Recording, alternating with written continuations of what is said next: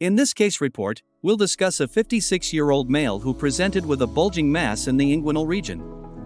We'll explore his symptoms, diagnosis, treatment, and the final outcome of the patient first noticed a painless mass in his right inguinal region 6 months ago while in the shower.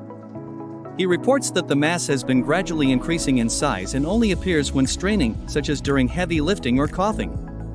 The mass is reducible and does not cause any pain or discomfort, which are classic features of an inguinal hernia. The patient denied any changes in appetite, weight, or bowel habits. He has no history of constipation, nausea, or vomiting. He has been diagnosed with benign prostatic hyperplasia, for which he is being treated with tamsulosin and dutasteride. His drug, family, and social histories were not significant. On physical exam, a reducible bulge was noted in the right inguinal region, which became prominent with straining.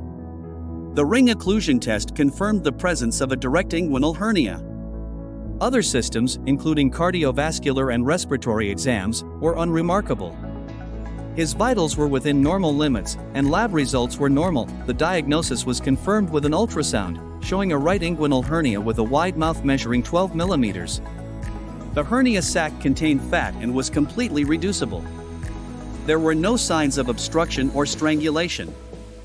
Other possible diagnoses for a bulge in the groin include a femoral hernia, lymphadenopathy, lipoma, or lymphoma.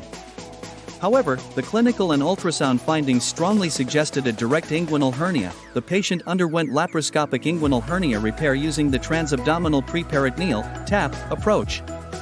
Preoperative care included 4 fluids, propofol for sedation, and prophylactic antibiotics.